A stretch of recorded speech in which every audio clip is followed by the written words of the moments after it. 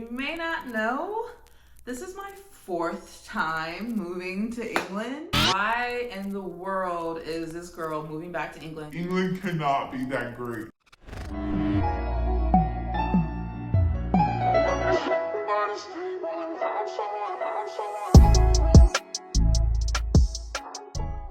Hello everyone.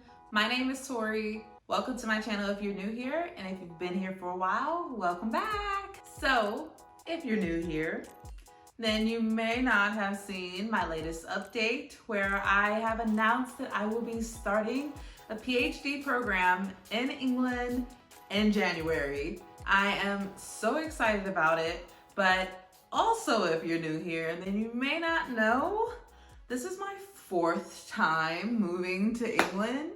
Yes, my fourth official time moving to England. And I know it is not easy to get visas. I know it's not easy to move abroad. And so I thought that it would be a great opportunity to just share why do I keep doing it and how I've done it to help others that are thinking about moving abroad and hopefully help you on your own journey. So the first time you all probably don't know about because it was before I had a YouTube channel and before I was publicly posting about my journey. But in 2019, I was accepted for a study abroad program in Reading, England. In 2019, that was the last year that my college was doing this particular study abroad program.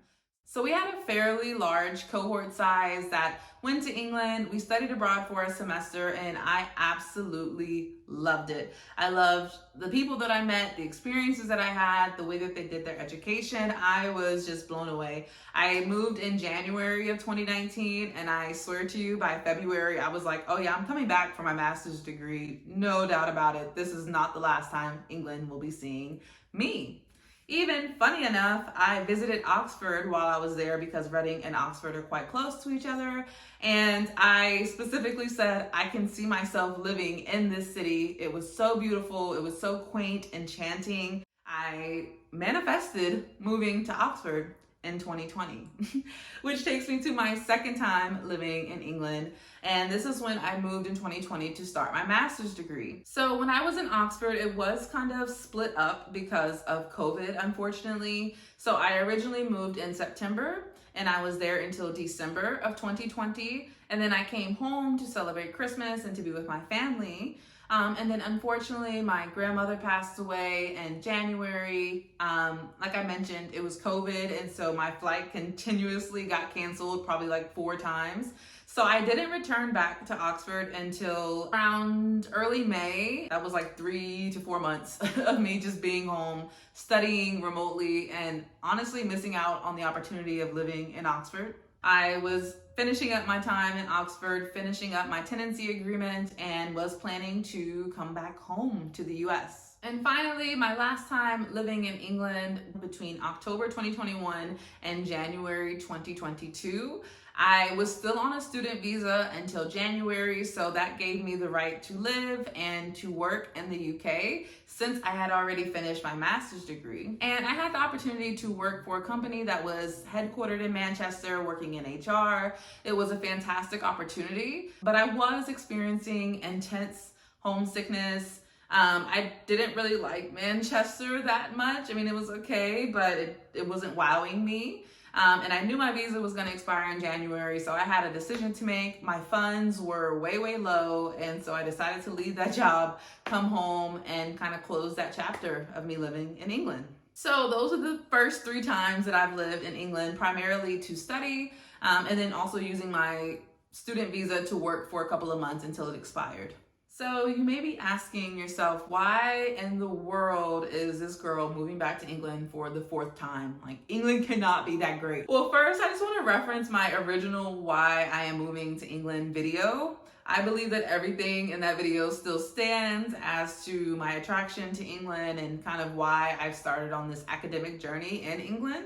So if you haven't watched that video, go check that out now, or maybe after this one. I'm gonna link it above. But also, if you've watched my latest video, I just announced that I will be studying my PhD in Oxford, England. And the amazing part about it is that I have a fully funded scholarship to do so. So obviously I'm going to take my alma mater up on that offer. Like, why wouldn't I go to school for free? I also love learning. That is a big part of who I am, and I love educating others. So I really do see this PhD as an opportunity to really enhance my skills, to become an expert in my field, and to help out others in my community. And to kind of go off of that, I am just really excited about starting a new chapter in my life. This new chapter will include living independently, working in new environments, doing research full-time as my job, building my professional brand, traveling, exploring the world,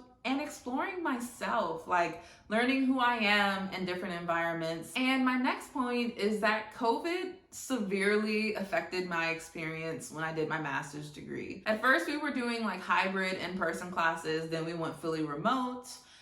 Y'all, I mean, I can't even tell you where the gym is located on my campus.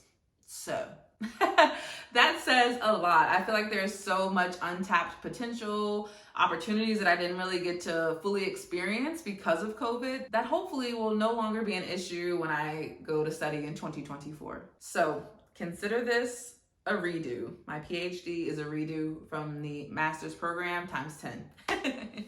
And also, finally, while I'm moving to England is generational opportunities, to be honest. Like, I don't know many people in my family who have traveled abroad, nevertheless lived abroad, and I just can continue hearing my grandma in my head encouraging me to go back, encouraging me to follow my dreams, and that is exactly what I'm going to do, with the hopes of offering generational wealth, opportunities, stories for my children, for their children, for their children. I really just want to open up the horizons and allow generations after me to have the privilege to travel and to see the world. So finally, the last point that I want to make, and I want to be very clear that me moving abroad, it doesn't have to be England.